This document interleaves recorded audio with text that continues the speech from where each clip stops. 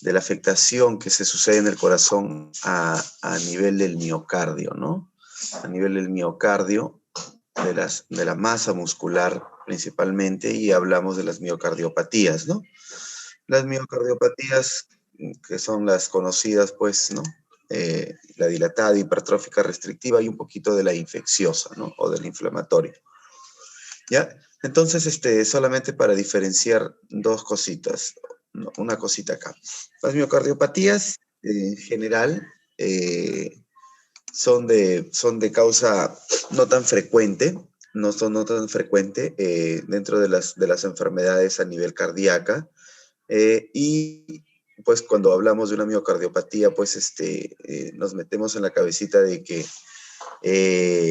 esta, principalmente la causa a nivel de todas ellas, es la causa idiopática, ¿ya? Idiopática, ¿correcto? Entonces, cuando nosotros hablamos, como les dije, de afectaciones a nivel cardíaco, tenemos tres cosas, ¿no?, que diferenciar. Una afectación primero que está a nivel del pericardio, ¿no? ¿No? Una afectación que está a nivel del miocardio y la afectación que está a nivel del subendocardio, ¿ya? Entonces, ¿por qué es importante diferenciar estas tres cosas? Porque acá vamos a encontrar las enfermedades, ¿no? En el pericardio están todas las pericarditis, todas las que quieras. Afectación, pericarditis. En el miocardio están pues las miocardiopatías y las miocarditis, ¿no? Miocardiopatías y las miocarditis. Las miocarditis. La miocarditis es la parte de afectación infecciosa o inflamatoria del miocardio. Y en el subendocardio encontramos las endocarditis. Entonces, haciendo hincapié acá en esta presentación de estas enfermedades, entonces la afectación de hoy, cuando hablemos de miocardiopatías, es porque la afectación está a nivel del músculo cardíaco, ¿no? Del músculo cardíaco principalmente, donde se encuentra el miocardio, ¿ya? Listo. Entonces, haciendo esa salvedad, ya vamos a hablar nosotros de las miocardiopatías, ¿ya?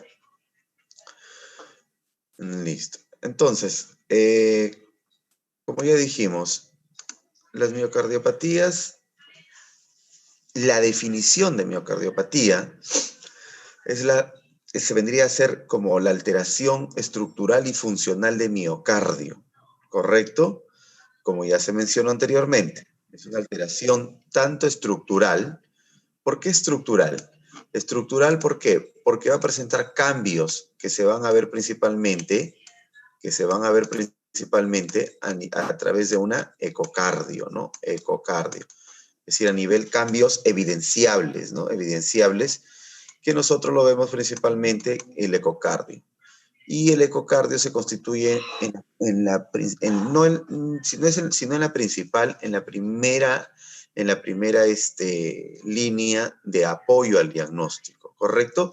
Entonces van a haber cambios estructurales, como por ejemplo, pues el miocardio se puede engrosar o se puede enflaquecer, ¿ya? Vamos a tomar esos términos. Y funcional, ¿por qué?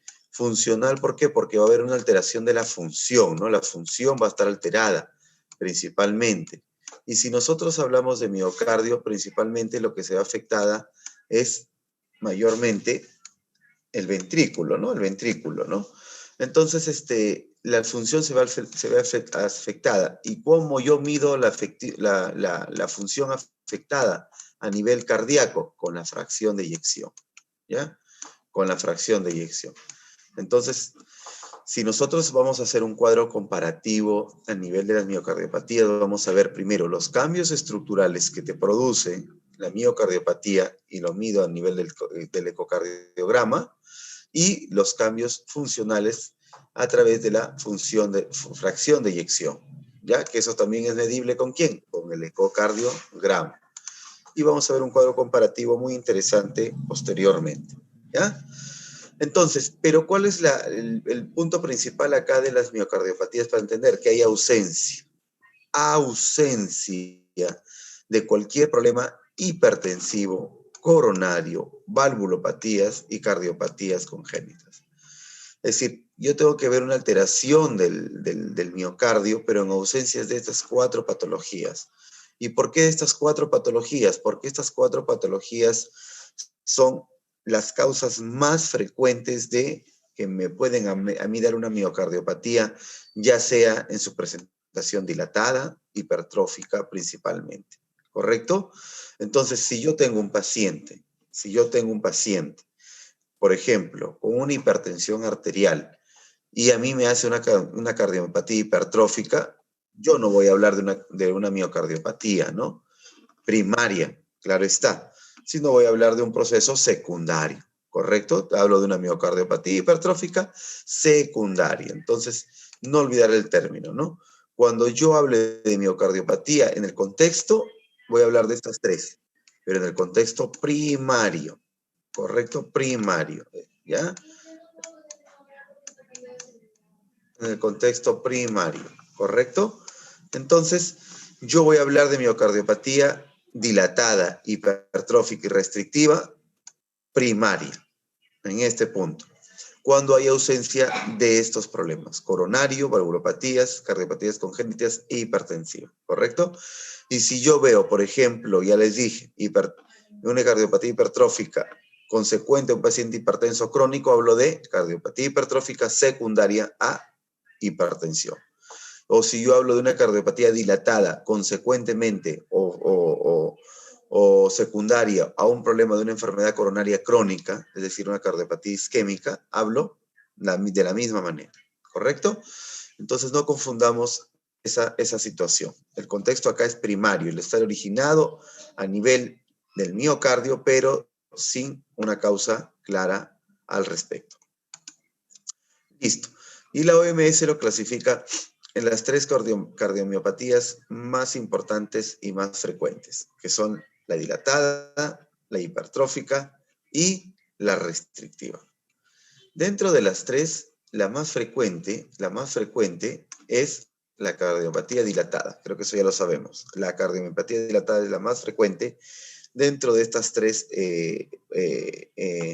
presentaciones que tenemos según la clasificación de la OMS. ¿Ya? Listo. Acá nuevamente menciono en azul. Esta clasificación hace referencia solamente a las miocardiopatías primarias o idiopáticas. El resto se les denomina enfermedades específicas del corazón, del músculo cardíaco. ¿Específica de qué? Por ejemplo, específica de una hipertensión, de una enfermedad coronaria, valvulopatía, etc. ¿Correcto? Listo. Creo que la definición es puntual y está clara. ¿Ya? Segundo, como ya se les mencionó, ¿no? Entonces, ¿cuál es la clasificación etiológica de estas miocardiopatías?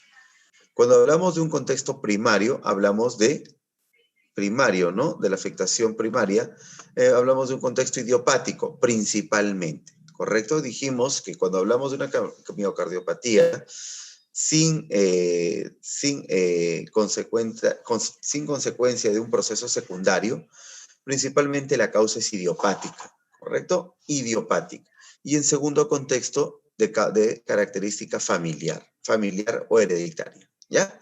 Acá tenemos las cardiopatías dilatadas, restrictiva e hipertrófica. Igual acá, dilatada, restrictiva e hipertrófica. Idiopática, y cuando hablamos de un contexto primario, principalmente la causa es idiopática y o familiar, hereditaria o genética, ¿ya? Genética, que en muchos de los casos no llegamos al diagnóstico. Y secundaria, como ya dijimos, tenemos pues todas las patologías que me pueden dar una cardiomiopatía secundaria, ¿no? Por ejemplo, tenemos un problema de hipertensión arterial secundario a una cardiopatía hipertensiva, ¿no? Que me da una cardiopatía hipertrófica. Dilatadas, causas infecciosas, metabólicas, ¿no? Como las miocarditis, metabólicas, ya van a ver más adelante, ¿no? Las causas de cardiopatías dilatadas metabólicas principalmente, ¿no? Etcétera, etcétera. Eso lo vamos a ver ya también en algunos ejemplos cuando hablamos de cada miocardiopatía. Entonces, este cuadro, chicos, sí tienen que aprendérselo. Y es muy importante para diferenciar las miocardiopatías unas de otras. ¿Ya? Como ya dijimos, la miocardiopatía dilatada es consecuencia, como su nombre lo indica, de una dilatación de un ventrículo, ¿correcto? Aquí es pues porque aumenta la presión en este ventrículo porque llega una mayor sobrecarga de volumen, ¿no?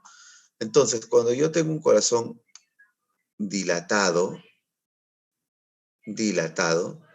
ustedes saben que el miocardio se encarga, pues, principalmente de darnos a nosotros, del miocardio del ventrículo izquierdo nos da la fuerza, ¿no? Nos da la fuerza de contracción de ese ventrículo para que éste pueda generar su gasto cardíaco o no pueda generar el gasto cardíaco.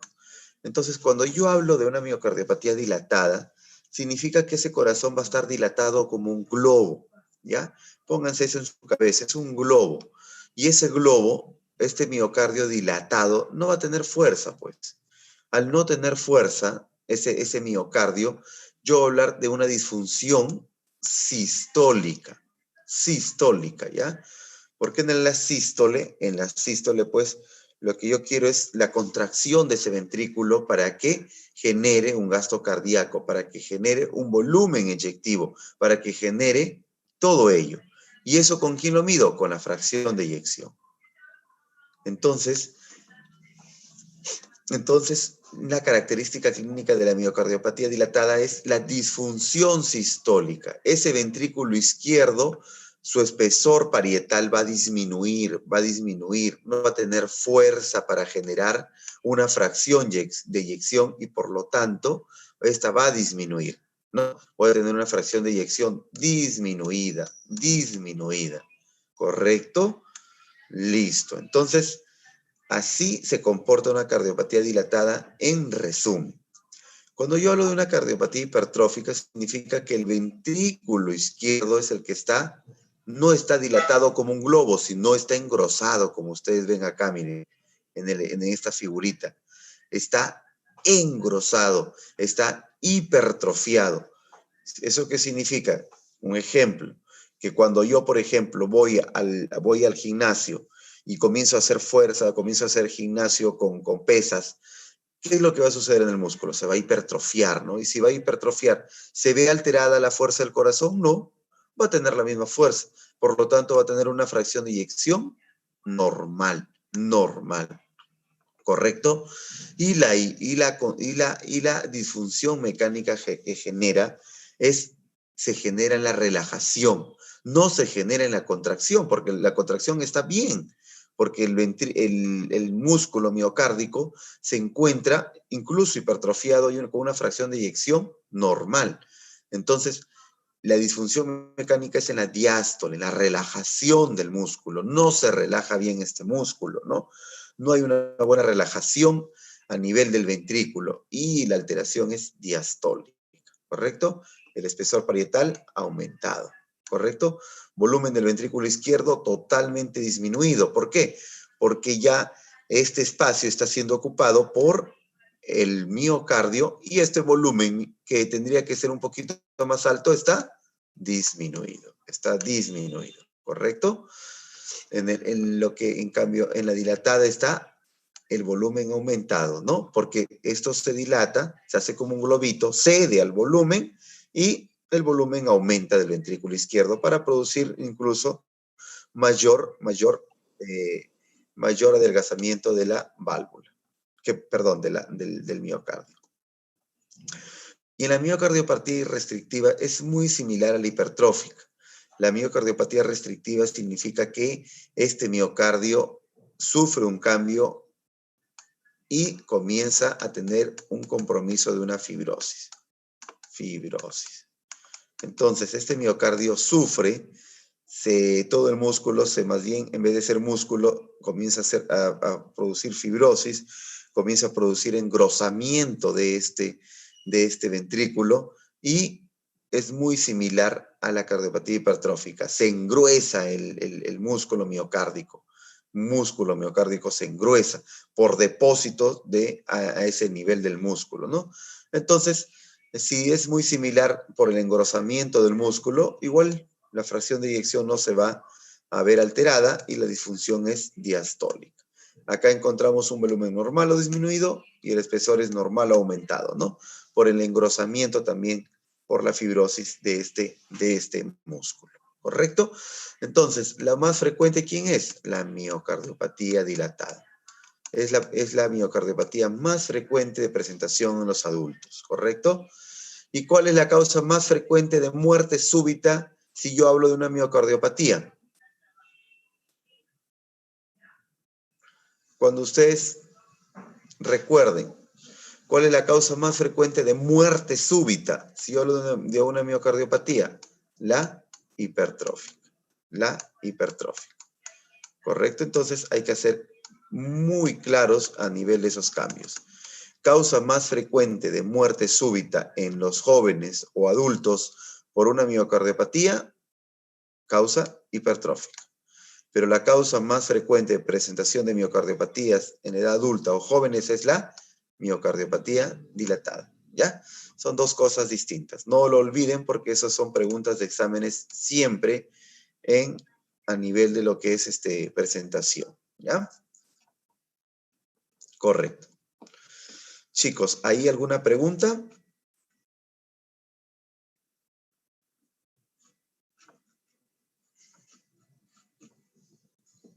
Bueno, listo. Si no hay ninguna pregunta, continuamos entonces porque ahora sí vamos a describir, viendo este cuadro diferencial de las miocardiopatías, ahora sí vamos a describir cada una de ellas, ¿correcto? Cada una de ellas.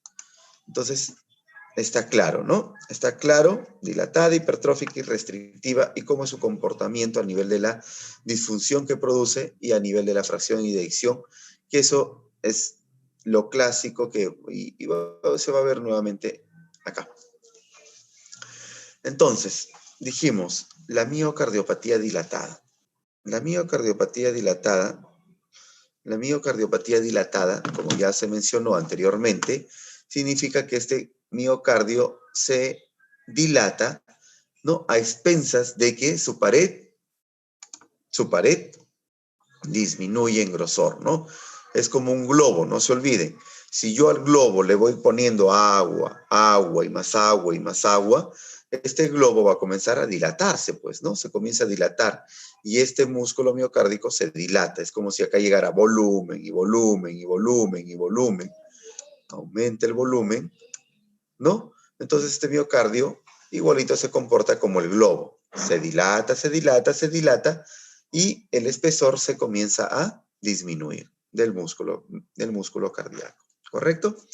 Entonces, miocardiopatía, definición, que se caracteriza por la disfunción sistólica, ya dijimos, y un ventrículo izquierdo dilatado con disminución de su contractibilidad y grosor. Eso ya lo dijimos y es consecuente pues al cuadrito anterior que ya le hemos dicho. Entonces, por eso es muy importante entender el cuadrito anterior, ¿no? Entender el cuadrito anterior, porque cuando nosotros hablamos en la definición y en las diferencias de estas miocardiopatías, principalmente lo que yo tengo que meterme en mi cabeza es esto, ¿no? Ya lo hemos dicho, disfunción sistólica, ventrículo izquierdo dilatado, y si está dilatado, hay una disminución en su grosor, ¿no? Y disminución también en la contractibilidad de él, y que consecuentemente esto me lleva a una disminución de la fracción de eyección. Entonces, si yo entiendo este cuadrito, chicos, por eso les pregunté, si tienen alguna duda, no, ¿correcto? Si yo entiendo este cuadrito, yo voy a entender la definición y las características de cada miocardiopatía, ¿correcto? Listo. Entonces, todo esto, como ya dijimos, si es un problema primario, es en ausencia de afección coronaria o valvular. ¿Y por qué estas dos enfermedades? Porque estas dos enfermedades son las más frecuentes a mí que me producen un problema de una cardiopatía dilatada. Entonces, no tiene que haber afección coronaria ni valvular. ¿Cuáles son las valvulopatías que producen más cardiopatía dilatada? Ya que han llevado valvulopatías. ¿Cuáles son? Estenosis aórtica. ¿Quién da más, quién da menos? ¿O todos comparten lo mismo?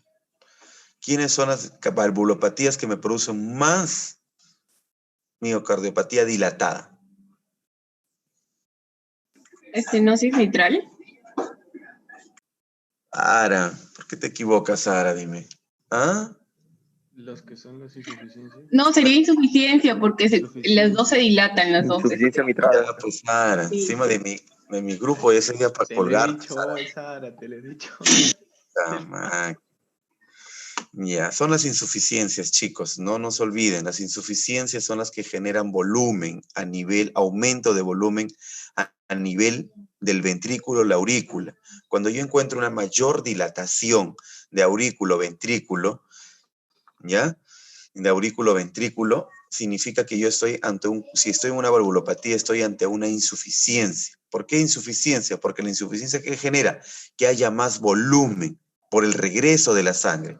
Si estoy en un problema mitral, significa que esta insuficiencia hace que el volumen del ventrículo que debería irse a la circulación sistémica regresa a la aurícula y aumenta el volumen, aumenta la presión, produce más dilatación.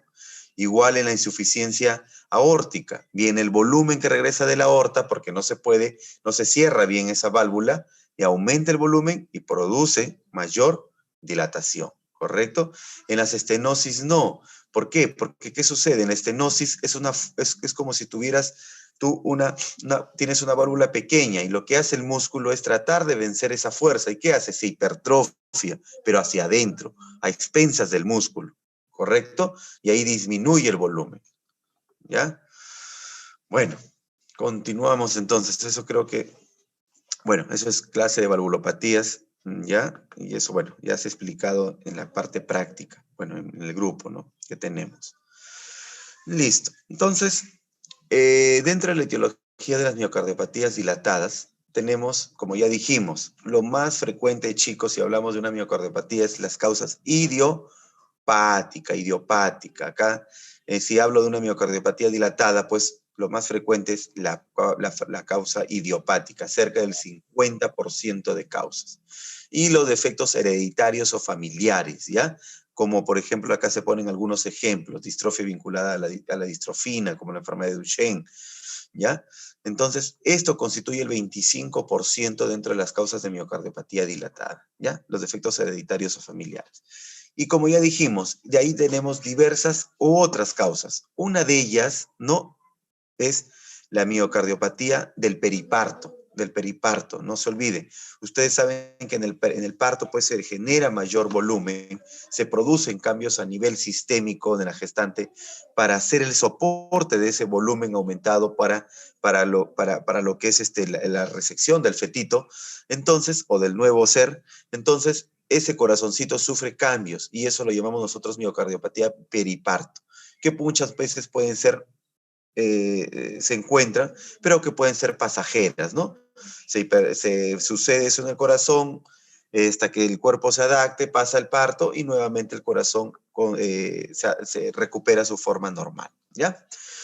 Y dijimos, y ustedes también saben, y lo mencionamos, que también hay causas secundarias que me producen miocardiopatía dilatada. Y dentro de ellas, la causa más frecuente de las secundarias, ¿quién sería?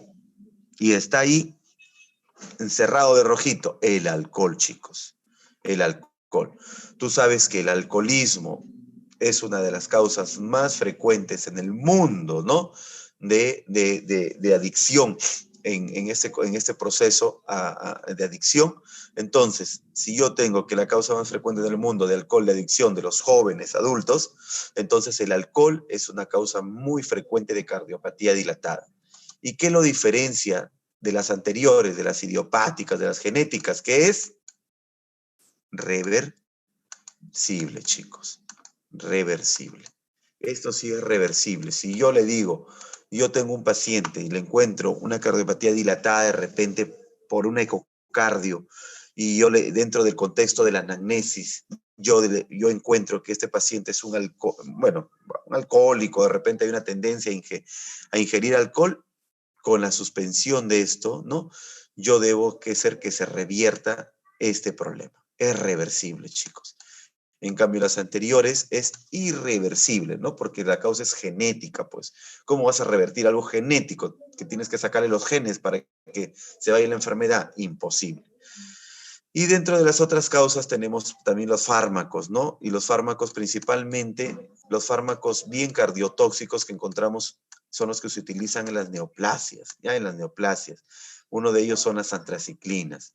También tenemos otros fármacos como la hidroxicloroquina, cloroquina, ¿no? Etcétera, etcétera, etcétera. Tenemos dentro de ellas, entonces, el alcohol es la causa más frecuente. Tenemos dentro de las metabólicas, ¿no? ¿Cómo se llama la enfermedad que se genera el déficit de tiamina? ¿Alguien recuerda? ¿Cómo se llama la enfermedad por déficit de tiamina? Sí, es beriberi. El beriberi, ¿no? El beriberi, correcto. Sí, era de beriberi. Ya. Entonces también tenemos otras causas metabólicas que están mencionadas ahí y tenemos también dentro de las causas, no se olviden, las miocarditis inflamatorias o las infecciosas, ¿no? Las miocarditis, ¿no? Y dentro de ellos, pues, tú sabes que las miocarditis a nivel cardíaco, los que tienen bastante predilección por afectar tu miocardio son los virus, ¿no? Y que muchas veces esto queda idiopático, incluso no sé qué virus me atacó, porque de repente en el Perú, pues, no tenemos una batería de exámenes que se utilicen para el diagnóstico de estos virus, ¿no? De estos virus, ¿no? Entonces, son virus cardiotrópicos, que lo vamos a ver también adelante, quiénes son esos bandidos más frecuentes que afectan este corazón, ¿ya? Listo. Entonces, dentro de las causas secundarias, no te olvides, el alcohol, ¿ya? Entonces, la etiología o la fisiopatología, diría yo, es el engranaje de varios defectos dentro del paciente que me conllevan a un problema común y final, que es la miocardiopatía dilatada.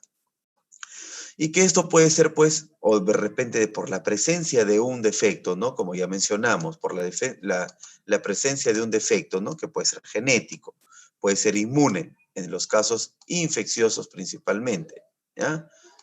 Puede ser infecciosos o inmunes, ¿no?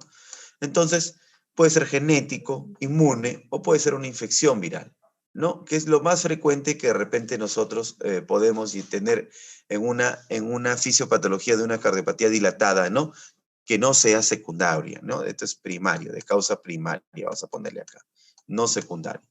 Entonces, chicos, puede ser uno solo, ¿no? Puede ser un defecto genético o puede ser el engranaje de todos ellos. Puede ser que yo ya tenga una predisposición genética y me venga una infección viral por un virus principalmente cardiotropo y me puede originar una miocardiopatía dilatada. Ya dijimos que en medicina muchas veces pues hay las causas de enfermedad pues pueden ser pueden ser plurietiológicos, ¿no? Correcto. Entonces, estos factores genéticos, estos factores inmunes, esta infección viral, lo que conllevan como finalidad común es una función miocárdica alterada, ¿no? Por ejemplo, el problema viral lo hace a través de una miocarditis, ¿no? De una inflamación del miocardio, ¿no? Y esta persistencia viral me lleva a un problema crónico, ¿no? Con una función miocárdica alterada, y esto me lleva a una miocardiopatía dilatada, ¿no? Y entre los factores genéticos, pues la disfunción es a nivel de las proteínas, no se olviden, ¿no? Es una mutación del ADN, conductos génicos alterados a nivel de proteínas, no se olviden, a nivel de las proteínas del miocardio, ¿ya? Y eso me lleva a una función miocárdica alterada y una miocardiopatía dilatada como consecuencia final de todos estos procesos, ¿ya? Entonces, no se olviden eso dentro de la fisiopatología. Y cuando ya hablamos de fisiopatología en sí, como ya dijimos, los factores genéticos, inmunes y virales son los más frecuentes dentro del contexto idiopático. ¿Y qué es lo que van a producir? Ya dijimos, se dilata el ventrículo, hay dos cosas. Nuevamente lo menciono y no lo olviden. Una disminución del grosor, que ya dijimos, por eso se dilata el ventrículo, y otra disminución de la contractibilidad, característica funcional de la miocardiopatía dilatada. Y si hay disminución de la contractibilidad, ¿qué va a haber? Disminución del gasto cardíaco, con disminución de la fracción de eyección ¿correcto? Y si hay disminución del gasto cardíaco, ¿qué manifestaciones voy a tener yo en mi paciente? Entonces, esta miocardiopatía dilatada, ¿qué va a hacer? Como tú ya sabes, acá tienes tu aurícula y tienes tu ventrículo. Si este ventrículo se comienza a dilatar, va a hacer que esta válvula comience a disfuncionar. ¿Y qué es lo que origina la válvula, chicos, cuando yo encuentro un problema de dilatación de una cavidad? ¿Qué genera? Que la válvula se haga estenótica o se haga insuficiente. Insuficiente. Insuficiente. Entonces la válvula va a ser insuficiente. Esa dilatación va a hacer que esa válvula se vuelva insuficiente. Y si yo tengo una cardiopatía dilatada porque el problema es a nivel del ventrículo, esta válvula va a hacer que esa válvula mitral, ¿no? Ya con nombre propio, se va a volver insuficiente. Y se vuelve insuficiente, ¿qué me va a generar? Me va a generar sobrecarga de la aurícula de izquierda y esto me va a llevar sobrecarga nuevamente hacia mis pulmoncitos. ¿Y eso qué me va a generar? Manifestaciones de una insuficiencia cardíaca. ¿Correcto? Si yo tengo una miocardiopatía dilatada, por todo el daño estructural que produce, me va a producir a la larga un problema crónico, manifestaciones de insuficiencia cardíaca, ¿no? ¿Por qué dijimos? Porque disminuye el gasto cardíaco y disminuye la fracción de eyección. Entonces, chicos, por su clase de insuficiencia cardíaca, si disminuye la fracción de eyección, ¿qué sucede? Yo hablo de una insuficiencia cardíaca con fracción de eyección disminuida, ¿correcto? Entonces, la clínica de esta miocardiopatía va a ser una clínica de insuficiencia cardíaca. Entonces, si yo les hablo así, chicos, sucede una clínica de insuficiencia cardíaca, tú en tu mente ya vas a saber qué clínica tiene tu paciente. Yo ni siquiera necesito decirte ya, porque eso tú ya lo sabes, ya has tenido tu clase de ICC, y eso es clásico, ¿ya? Y eso es frecuente. Entonces, manifestaciones de insuficiencia cardíaca, consecuente pues a la dilatación de este problema, ¿correcto? Y también, por estos cambios, si yo tengo un bajo gasto, una disminución de fracción, también voy a tener clínica de ¿qué? De bajo gasto también, ¿no? Que es más frecuente en la hipertrófica, pero también voy a tener clínica de bajo gasto. ¿Y cuál es la clínica de bajo?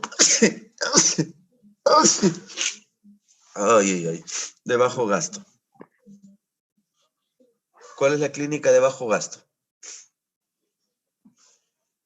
¿Qué clínica me da un corazón con bajo gasto? Por lógica, no, utilice memoria. Síncope. Síncope, ¿correcto? ¿Ya? ¿Qué más?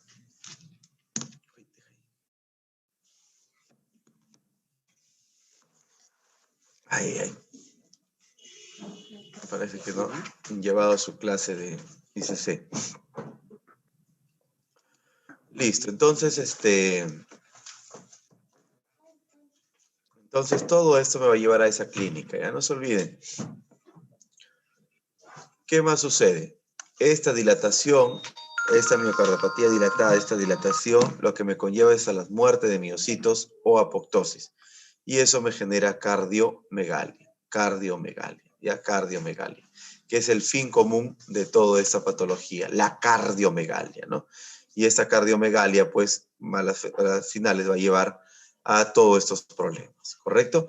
Pero también hay destrucción del tejido miocárdico, del sistema de conducción por este problema idiopático, por este problema de infiltración a nivel del miocardio.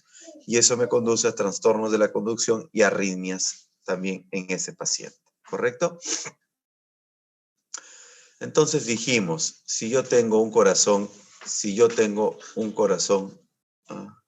está feo. Si yo tengo un corazón, tengo una miocardiopatía dilatada, ¿no? Este es mi ventrículo izquierdo. Si ya dijimos todos los cambios anatómicos que produce a nivel de ¿quién? De la válvula, de la aurícula que la va a comenzar a dilatar, y todo este reflujo hacia atrás me va a generar clínica de una insuficiencia cardíaca y bajo gasto, porque el ventrículo no va a llevar un buen volumen, ¿no? Entonces, toda esa clínica, ¿quién es? La ortognia, la disnea paroxística nocturna, la disnea, ¿no? La fatiga. Entonces, eso es lógico, eso ya no necesita ni explicación, porque eso ya ustedes han tenido sus clases, ¿no? De ICC, cuando yo tengo una clínica de bajo gasto, cuando es clínica de alto gasto, cuando es clínica de un problema de insuficiencia, ¿no? Incluso cuando hablamos de valvulopatías, la clínica también es muy perceptible por los cambios que produce nomás. Entonces, si yo hablo de una clínica de insuficiencia cardíaca, ¿no? Por este corazón, por esta fracción de eyección que está disminuida, ¿no? Yo tener paciente, pues, hago memoria y tengo mi clínica de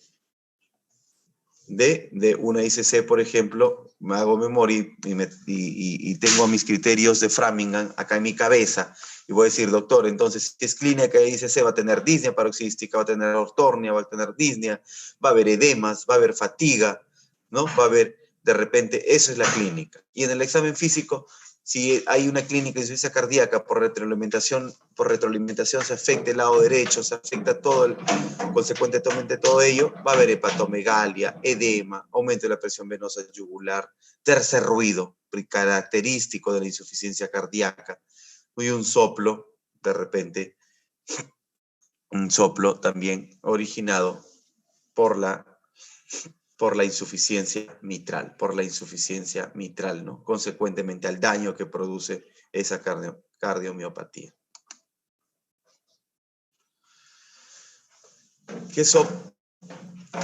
La insuficiencia mitral, ¿qué soplo origina?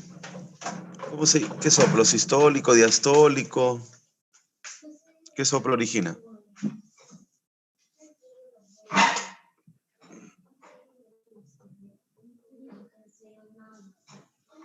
¿Qué soplo origina la insuficiencia mitral?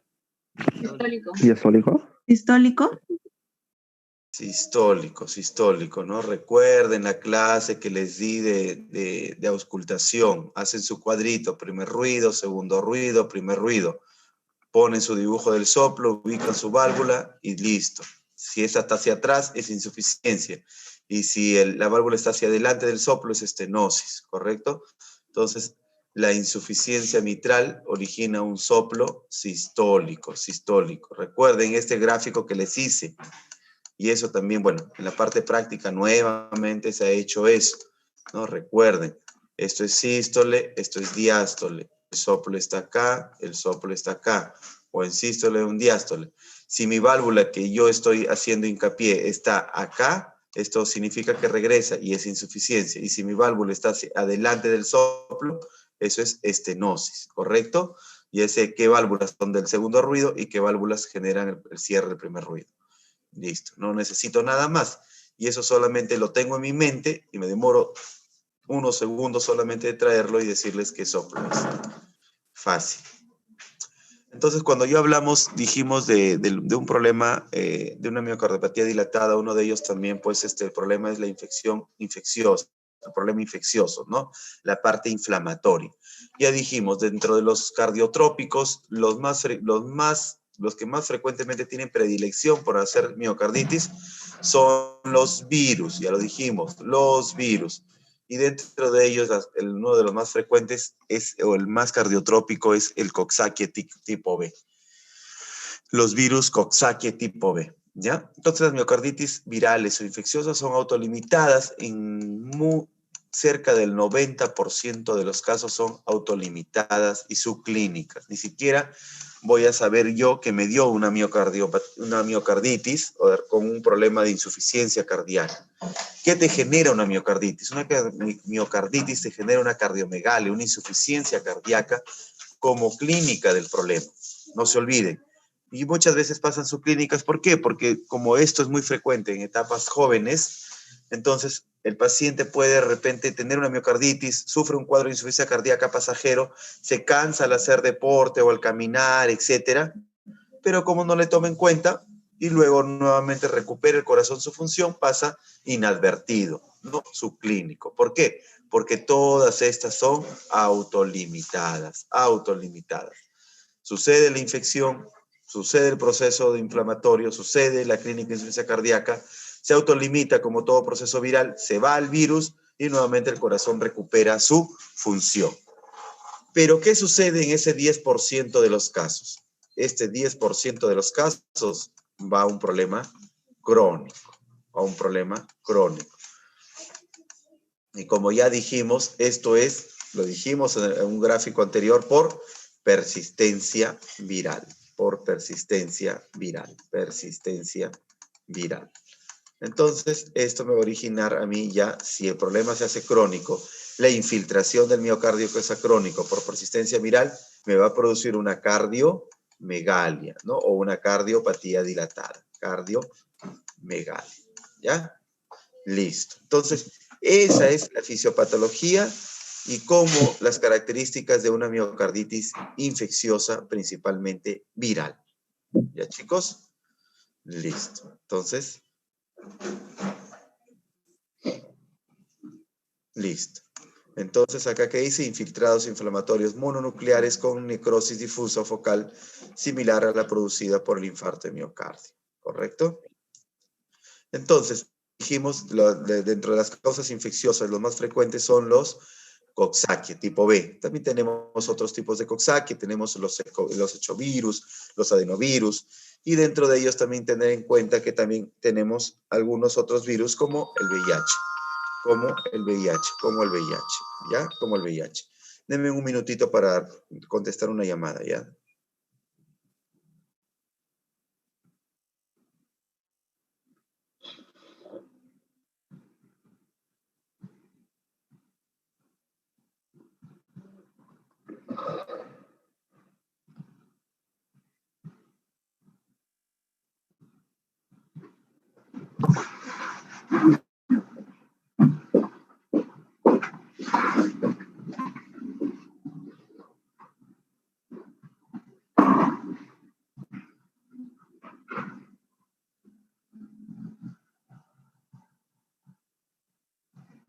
A ver, se colgó la llamada hasta que regrese nuevamente.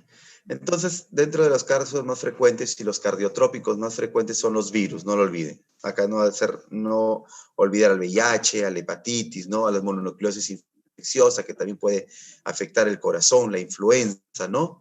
Y esto, no se olviden, chicos, que no se olviden, chicos, actualmente en este momento de pandemia, nosotros hemos visto muchos pacientes que con afectación cardíaca a este nivel, ¿no? Que generan insuficiencia cardíaca. Ya bueno, después saldrán de repente estudios a este nivel, ¿no? Como el COVID también puede originar este problema de miocarditis viral, ya no lo olviden. Entonces, ¿qué sucede cuando yo presento una infección viral aguda, chicos? Yo soy niño, soy joven y me da una infección viral porque es muy frecuente las infecciones virales en los niños, en los jóvenes, ¿no? Entonces tu cuerpo que genera una respuesta inmune con células presentadoras de antígeno exponen partículas virales, ¿no? ¿Y esto qué me origina a mí? Si yo tengo una infección viral, tú sabes pues que eso se presenta como un antígeno y ese antígeno, ¿no? Ese antígeno, tu cuerpo, ¿qué va a producir? Va a producir anticuerpos para tratar de eliminar ese virus, para tratar de eliminar el virus. Como les dije, en el mayor porcentaje de estos problemas se elimina el virus y la miocarditis se resuelve. Pero en otras, estas células presentadoras de antígenos estimulan respuesta específica de células T, ¿no? De T4 principalmente, T8, ¿no? Y estos anticuerpos reaccionan a epítopos endógenos que se localizan en la miocina y en los receptores beta-adrenérgicos. Entonces, esta respuesta inmune, que debería ser normal para eliminar este virus, se comporta de una manera normal y hace un proceso de persistencia de la carga viral, como ya dijimos, persistencia de la carga viral, eliminación autoinmune persistente, y eso me origina una miocardiopatía crónica dilatada, valga la redundancia, ¿ya? Dilatada, valga la redundancia. ¿Correcto? Igual también por injuria directa con muerte celular. ¿Correcto? Entonces, esa es la fisiopatología que sucede a nivel del problema de una miocardiopatía dilatada, ya sea aguda, sea crónica, en un contexto de una infección o inflamación, principalmente viral. Y una de las causas muy frecuentes en el mundo, chicos, es la enfermedad de Chagas. La enfermedad de Chagas, causa más frecuente de miocardiopatía dilatada a nivel del mundo. A nivel del mundo. La enfermedad de Chagas es muy frecuente y nosotros lo encontramos en el Perú, ¿no? El de Perú. No se olviden, la enfermedad de Chagas es producida por el Triatoma infestans, ¿ya? Eso sí, esta es una enfermedad de origen tropical. En el Perú hay zonas que tienen Chagas y que desgraciadamente, pues, si sucede eso y te da y se va a la cronicidad, lo que te va a producir a ti es una cardiopatía dilatada por infiltración del parásito o por una activación inmune consecuentemente a la apicación de este vector, ¿ya? Triatoma infestans. No se olviden de la enfermedad de Chagas. Por eso que nosotros en el Perú, dentro del contexto de lo que es este screening en pacientes que van a donar sangre, nosotros tenemos que hacerle screening de enfermedad de Chagas. Está dentro del paquete de screening que se hace a todo paciente donador de sangre.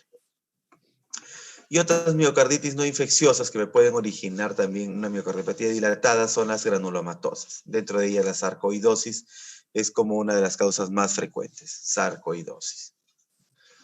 Y como dijimos al inicio, dentro de los cambios pues, fisiológicos, en una gestante está el aumento del volumen, el aumento de cambios a nivel de lo que es en este contexto y que pueden originar una miocardiopatía del periparto y que muchas veces, mayormente de las veces, son pasajeras, como por ejemplo con una miocarditis viral, pasajero. No, surge en el último trimestre o en los primeros 6 meses del embarazo y sucede un proceso de inflamación a nivel del miocardio, ¿no? Los factores de riesgo que son una gestante añosa, una paridad excesiva, un embarazo gemelar, una malnutrición, una preeclampsia o toxemia gravídica. Si mi paciente hizo preeclampsia comienza a hacer preeclampsia, puede ser que muy probablemente también te haga una miocardiopatía del periparto, ¿ya? Esos son los factores de riesgo que se mencionan ahí.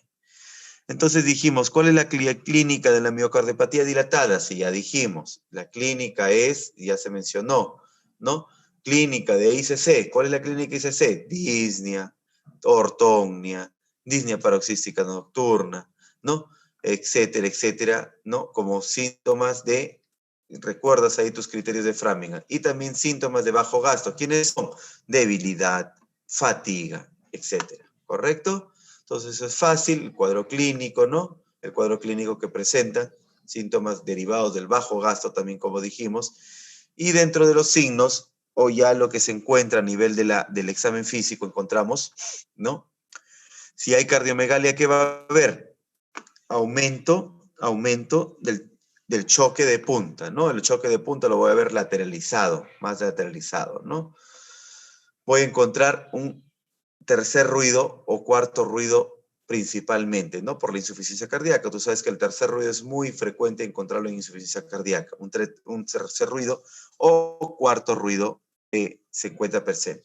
Y el soplo lo encontramos, es un soplo cuando estábamos consecuentemente ya a un cambio a nivel de lo que es un daño a nivel valvular por una insuficiencia mitral o tricuspidia en ese momento. Y en el electrocardiograma, ¿qué vamos a encontrar? Un bloqueo de rama izquierda o FA. ¿Por qué FA? Porque va a haber dilatación de la aurícula izquierda, consecuentemente al fallo de la válvula mitral, ¿no? Se dilata la aurícula izquierda y esa aurícula izquierda, cuando el problema ya es crónico, va a estar dilatada y va a llevar a una FA, ¿ya? En la radiografía de tórax, ¿qué voy a ver? Cardiomegalia con congestión venosa, ¿correcto? Cardiomegalia. Eso sí voy a ver porque dijimos, si el ventrículo se dilata como un globo, cede, se dilata y eso me genera mi cardiomegalia. Y en el ecocardiograma, ¿qué voy a ver? Voy a ver dilatación del ventrículo izquierdo, fracción de eyección disminuida, ¿no? Y eso es principalmente en el ecocardiograma que ya dijimos que es la prueba de oro o estándar para el diagnóstico de las cardiomiopatías. Listo, si entendimos la cardiopatía dilatada, la cardiopatía hipertrófica es en el contexto muy contraria a ella, ¿ya?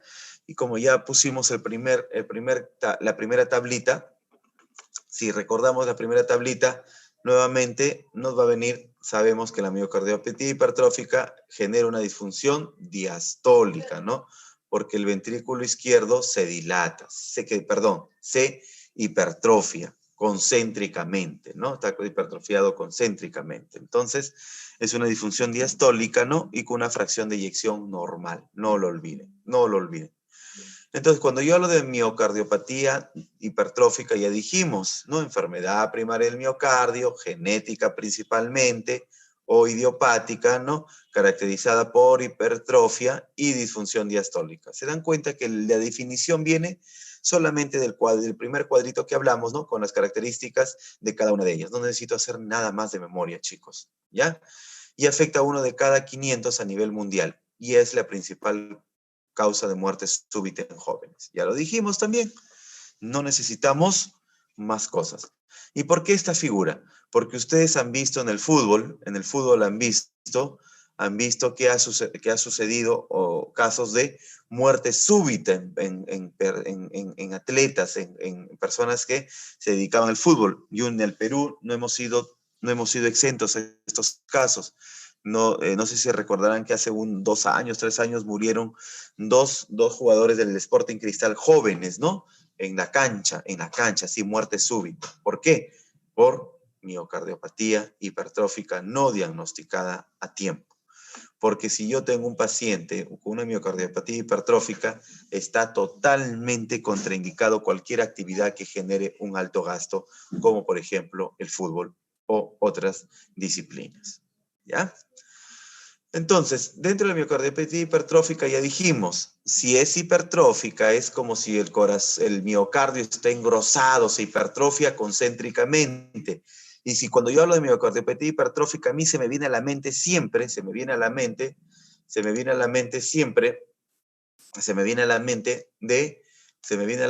de la hipertensión arterial, ¿no? De la hipertensión arterial, porque eso se le debe venir siempre a la mente eso, la hipertensión arterial sistémica que origina hipertrofia ventricular izquierda. Entonces, cuando yo hablo de miocardiopatía hipertrófica, yo ya en mi cabeza tiene que estar que está hipertrofiado ¿quién? El ventrículo izquierdo, chicos, el ventrículo izquierdo. Y acá hay una flecha gruesa, grandota. La hipertrofia del ventrículo izquierdo, la causa más frecuente, que es cerca del 70% de los casos, hay hipertrofia sectal, asimétrica. Es decir, ¿quién se hipertrofia? El septum, no lo olviden, el septum.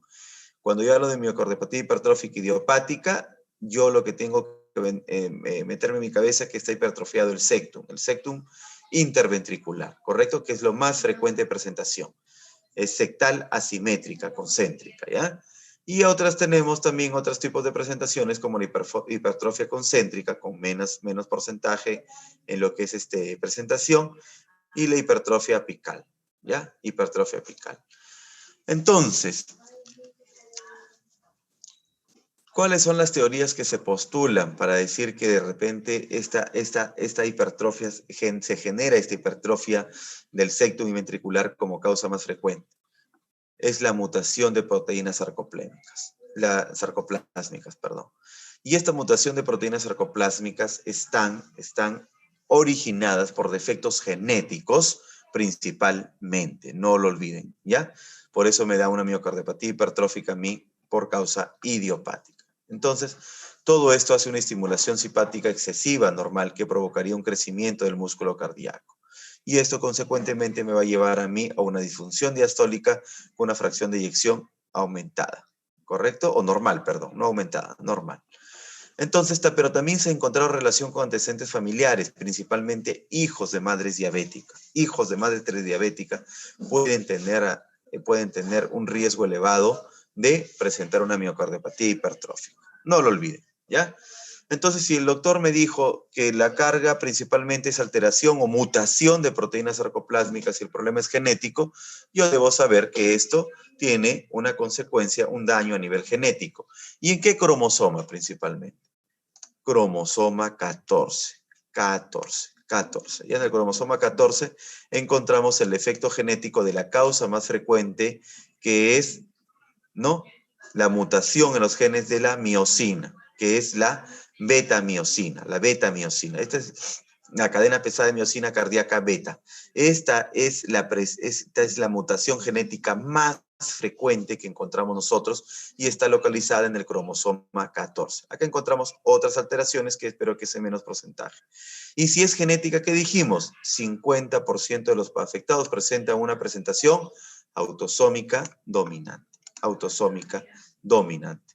¿Correcto? Entonces, si yo tengo mi mamá que tiene una cardiopatía hipertrófica, lo más frecuente es que yo lo herede, ¿no? Porque tiene un arraigo de que ser autosómica dominante. ¿Correcto? Listo. Entonces, en el siguiente cuadro dijimos que el defecto genético más frecuente es la beta-miosina, la alteración de la beta-miosina, con más del 35% de presentaciones, ¿correcto? Listo. Proteínas sarcoplásmicas, mutación de las proteínas sarcoplásmicas. No lo olviden, miocardiopatía hipertrófica, mutación de las proteínas sarcoplásmicas. Entonces, la alineación que debería ser así normal del músculo se transforma en una desalineación miocárdica. Se vuelve así y genera una hipertrofia. Entonces, la fisiopatología, la miocardiopatía hipertrófica, ¿no? Lo que me va a producir a mí es disminución del volumen, ¿correcto? ¿Por qué disminución del volumen? Muy contrario a mi problema dilatado. Tú ya sabes que el dilatado, el corazón se dilata y al dilatarse se comporta como un globo, no lo olviden, y va a haber mayor volumen. En cambio, en la miocardiopatía hipertrófica, el ventrículo, se hipertrofia concéntricamente. Igualito que la hipertensión, recuerda. Y si hay hipertrofia concéntrica, es decir, es hacia adentro, el volumen disminuye. Disminución del volumen. Aumento de la masa, aumento de la rigidez muscular, y eso me va a conllevar a un aumento de rigidez de la cavidad. Es decir, esta cavidad está rígida. Entonces, por lo tanto, llega menos volumen. Y esta miocardiopatía hipertrófica me va a producir a mí también aumento de la carga de contracción, ¿no? No se olviden, no sé si lo recuerdan o si les habrán hecho esa clase. Si yo tengo, no se olviden que la miocardiopatía hipertrófica es una de las causas de estenosis valvular aórtica. Es subvalvular. ¿Por qué? Por una obstrucción. Pues esto se dilata y en esta válvula que debería estar por acá, obstruye la válvula aórtica. Y es una de las causas de de estenosis aórtica, la miocardiopatía hipertrófica. Entonces, disminución de la carga de contracción se comporta como una estenosis subaórtica, ¿no? Eso lo mencionamos también, bueno, en la parte práctica. Hay una disminución de la inactivación, aumento de la falta de uniformidad, y esto me conlleva a mí disminución de la relajación. Se relaja. Y si hay disminución de la relajación, ¿qué produce? Falla diastólica, ¿correcto? Entonces ahí tenemos los dos cuadros, ¿no? Las dos consecuencias fisiopatológicas de la miocardiopatía hipertrófica, ¿no? Miocardiopatía hipertrófica. Entonces, la clínica, ¿qué dijimos? Si el paciente dijimos que la miocardiopatía hipertrófica es la causa más frecuente de muerte súbita, ¿no? Y que la miocardiopatía hipertrófica se comporta, dijimos así, acá está la miocardiopatía hipertrófica, está hipertrofiado este ventrículo, ¿no? Y se comporta como una estenosis subvalvular, porque, ¿qué dijimos? La miocardiopatía hipertrófica es causa de estenosis. ¿De qué? ¿En dónde está ubicado? Subvalvular, porque tenemos tres presentaciones en estenosis aórtica: supravalvular, valvular y subvalvular. Y en la subvalvular está la miocardiopatía hipertrófica. Miocardiopatía hipertrófica, estenosis subvalvular de este paciente. Y si hay estenosis subvalvular, entonces, ¿cuál es la clínica de la estenosis aórtica, chicos? Angina, síncope y disnea. Listo, Sara. Del DAS, ¿no? No lo olviden, el DAS. La disnea, la angina y el síncope. Entonces, ¿qué voy a ver en la clínica? Disnea, angina y síncope. Síncope, acá faltó síncope, ¿no? Y también dentro de la clínica la muerte súbita. Y esta muerte súbita está muy relacionada ¿a qué? A pacientes asintomáticos. Muchas veces yo paso asintomático, desapercibido, de repente como esos jugadores que se mencionaron, ¿no? Que murieron en cancha. asintomáticos se hicieron una mayor carga con el ejercicio y plum, muerte súbita del paciente, ¿correcto? Muerte súbita. Ah, acá estaba el 5, perdón, hipotimia 5. Entonces, chicos, no se olviden de eso. Entonces no necesitan hacer memoria. Clínica, ¿de dónde viene de la cardiopatía hipertrófica? Se comporta como una estenosis subaórtica. Y en mi mente ya está que la estenosis genera el DAS, disnea, angina, síncope y el aumento de la muerte súbita. Pero mayormente, como les digo, los casos son asintomáticos. ¿Ya? Entonces, ¿qué voy a tener en la exploración física? En la exploración física voy a tener pulso carotidio biferens, voy a tener un soplo. ¿Qué soplo origina la estenosis aórtica? Soplo sistólico, correcto, listo. Entonces ya no necesito hacer más memoria, sino ya sé que la estenosis aórtica me va a generar a mí un soplo sistólico, ¿Ya? Un soplo sistólico. Eso ya lo saben. Y nuevamente hacen el grafiquito. Vamos a hacer el grafiquito nuevamente para que nunca se olviden. Y ya ustedes ya saben valvulopatías con esto. Soplo sistólico. ¿Dónde está el soplo? Acá, sistólico, me dice el doctor. ¿Por qué? Porque la válvula aórtica está acá. Entonces, el soplo de la estenosis se genera, es un soplo sistólico. A ver, sistólico. Acá está la sístole, el soplo, la válvula está hacia adelante y eso significa que es estenosis. Así es, sí es sistólico entonces. Estenosis aórtica. ¿Correcto? Listo, el pulso carotidio biferens, es decir, que en la sístole voy a encontrar dos ondas, así, ¿no? Dos ondas, pulso biferens. Y puedo encontrar S4 patológico principalmente, ¿correcto? Entonces, este soplo tiene características muy importantes. Este soplo aumenta en el Valsalva. ¿Qué significa el Valsalva? ¿Qué significa Valsalva? ¿Qué tengo que pedirle a mi paciente que haga? ¿Que puje? ¿Qué? ¿Que puje? Listo. Entonces, mi paciente que puje, que aumente la presión de la cavidad torácica, que puje, que tosa. Entonces, cuando yo a mi paciente pido que puje, que tosa, este soplo va a aumentar. La bipedestación también, el ejercicio, ¿correcto? ¿Y disminuye con quién? Con las cuclillas. En cuclillas, ¿correcto? Entonces, hay que tener presente para este tipo de soplos. ¿Ya? Listo. Entonces, ya ahí no tienen problema. Yo no creo que las valvulopatías también sean un problema. Es fácil todo esto.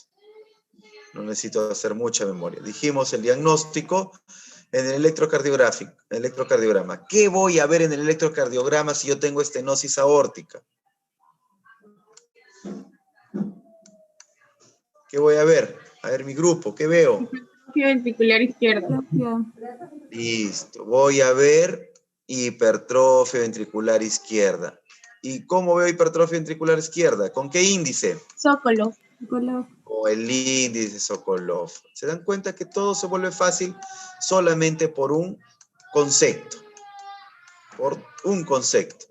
Listo, el doctor me dijo que tiene clínica de estenosis aórtica. Listo. Entonces, el EKG se va a comportar como una estenosis aórtica y voy a ver muy frecuentemente hipertrofia ventricular izquierda. Eso ya les explicamos en la parte práctica por qué sucede eso. Y la hipertrofia ventricular izquierda lo veo en el índice Sokolov. Sí, índice Sokolov. Y debo ver B4, B5, B6, de 1 a BL, siempre. ¿Correcto? ¿Y qué más puedo ver? También hay otras alteraciones, características de la miocardiopatía hipertrófica, que son estas dos. Ondas Q en cara lateral, por eso que también dicen, simulan una estenosis aórtica y otros dicen también simula un infarto de miocardio. ¿Pero por qué un infarto de miocardio? En el electrocardiograma, porque hay ondas Q en cara inferolateral. ¿Y cuál es la cara inferolateral? Entonces, ¿qué derivaciones debo ver?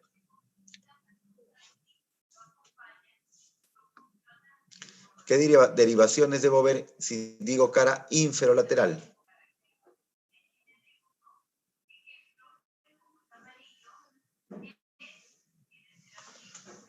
Se quedaron callados. Tengo que ver 2, 3 y ABF para ver lo que es inferior. Y lateral lo veo yo con B5, B6, 1, ABL. Eso es lo que tengo que ver. Ahí tengo que ver yo buscar mis Qs. Ondas Qs en cara a la fe. Si yo veo un electrocardiograma en un paciente con síncope, un paciente con angina, y veo ondas Q en cara a la infralateral, pero si el paciente pues es joven, no va a ser un infarto. Entonces, recuerdo, el doctor me dijo que ondas Q en cara inferior y lateral era parte de una miocardiopatía hipertrófica. Entonces, ya, el diagnóstico prácticamente. Entonces puede ser una miocardiopatía hipertrófica. Y es negativas también, no lo olviden. Entonces, el examen de elección para el diagnóstico, ya lo dijimos, ¿quién es? El ecocardiograma. Y hay hipertrofia sectal. Y esta hipertrofia sectal significa que el septum está hipertrofiado. Mayormente se dice que es mayor a 13 milímetros. Mayor a 13 milímetros. ¿Correcto? Ahí hablo de de miocardiopatía hipertrófica. ¿Y qué dijimos? Fracción de eyección normal. Y puedo haber otras cosas, ¿no? Fracción de eyección normal. Ahí está mi definición o mi diagnóstico de miocardiopatía hipertrófica.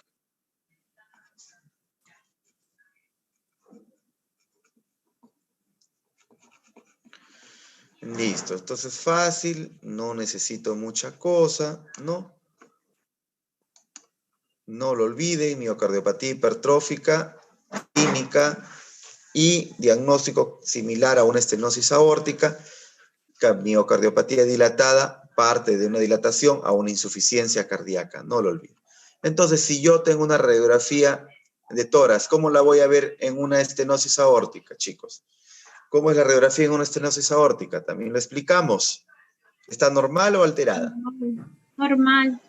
Normal, pues normal, porque el crecimiento es hacia adentro, no es el crecimiento hacia afuera. Lo más frecuente es que yo lo vea normal. Listo, y el Holter me sirve para ver a mí otras alteraciones, ¿no? Para que son parte en el estudio de un paciente con síncope, parte de una miocardiopatía hipertrófica, si es que no me está haciendo de repente alguna otra alteración, ¿no? O alguna alteración.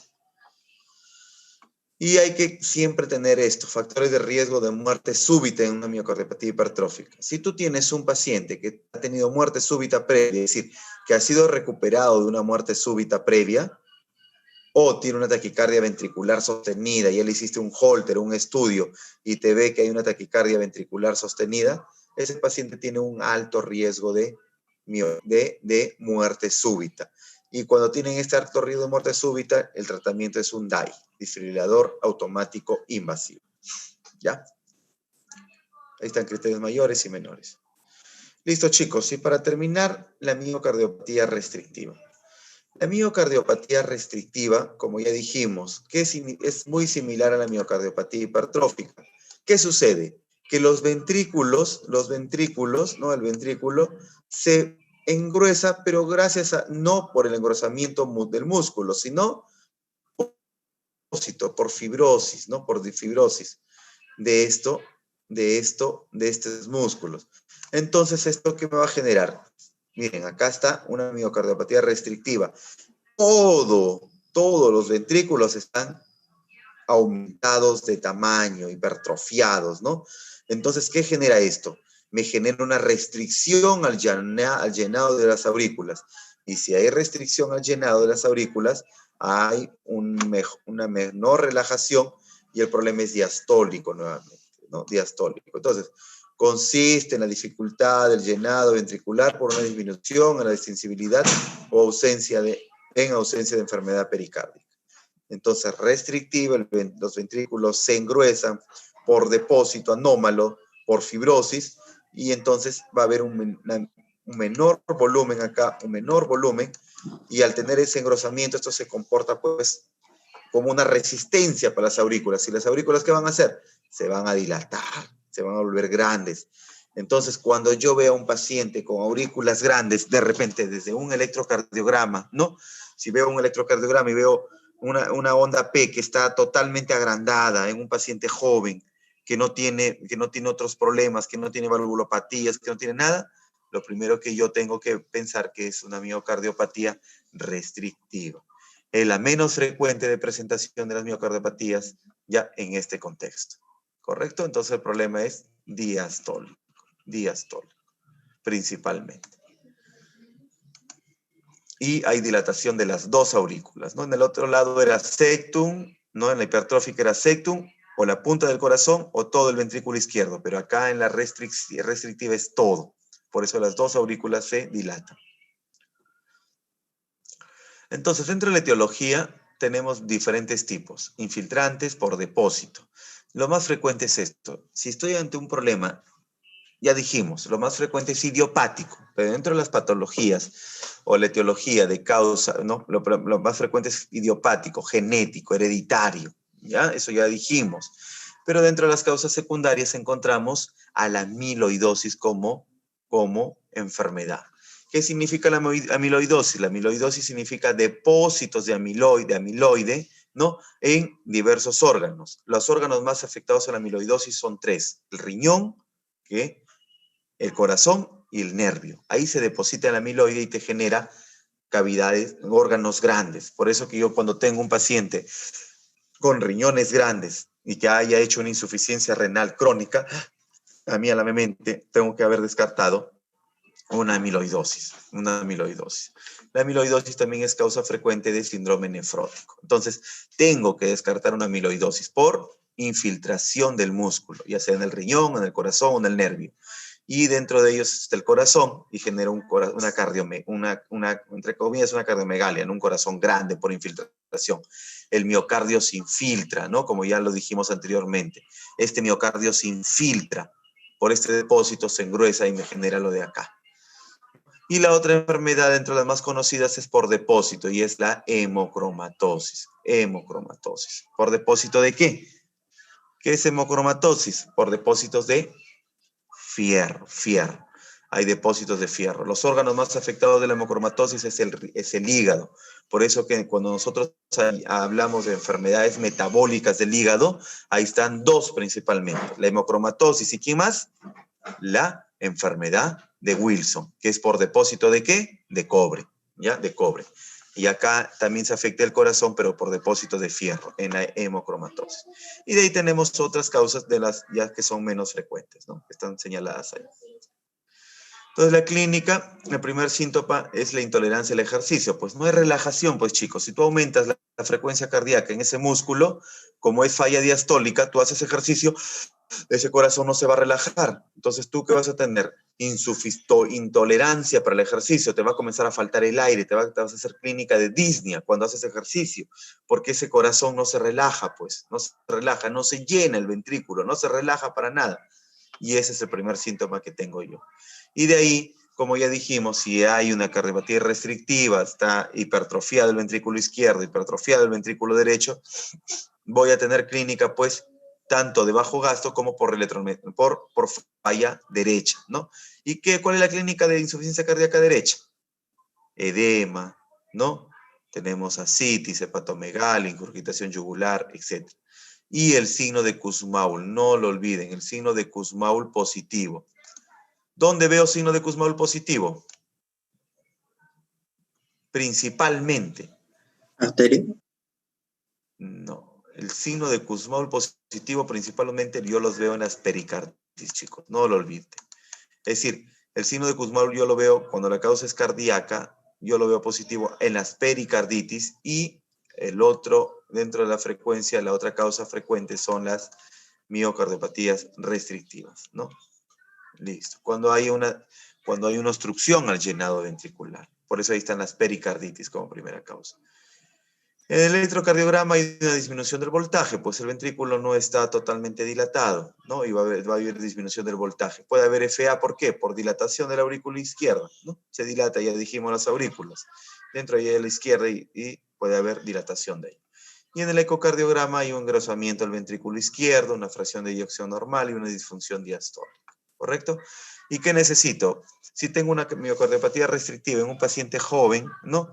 Yo tengo que descartar que sea una amiloidosis y una hemocromatosis. Para ello hay diagnósticos clínicos, hay diagnóstico serológico, pero el diagnóstico definitivo, ¿quién lo va a dar? La biopsia, ¿no? ¿Cómo se llama la tinción para la amiloidosis? ¿No? Nunca lo olviden también, el rojo Congo. La tinción rojo Congo me diagnostica amiloidosis por biopsia, no lo olviden. Esas son preguntas clásicas de exámenes, ¿ya? El rojo Congo. Entonces, la principal cardiopatía restrictiva por depósitos de inmunoglobulinas, ¿no? De amiloide, a nivel del corazón. También tenemos otras enfermedades, la enfermedad de Fabry, la esclerodermia, no lo olviden, enfermedad inmunológica, ¿no? Etcétera, etcétera. Entonces, este es el diagnóstico, no lo olviden. Cuando yo encuentre signo de Kussmaul positivo, tengo que saber que eso me lo genera principalmente una pericarditis constrictiva, pero también una miocarditis restrictiva. Acá hay algunas diferencias entre lo uno y lo otro. Lo uno y lo otro. Y la miocardiopatía ritmogénica del ventrículo derecho es una causa totalmente infrecuente, ¿no? Menos del 1% de presentación, pero algunas lo consideran parte de las miocardiopatías, ¿no? Dentro de la clasificación de miocardiopatías, ¿no? Es una displasia o miocardiopatía ritmogénica del ventrículo derecho. ¿Cuál es el triángulo de esta displasia? Hay una deficiencia en el tracto de salida, ¿no? Y principalmente la afectación es del ápex, ¿no? Y su forma de presentación es muy similar a las arritmias, Acá el diagnóstico, el gol estándar es la cardioresonancia, Listo, chicos. Eso es todo. Espero hayan entendido, no lo olviden, ¿no? La presentación de cada una de ellas, miocardiopatía dilatada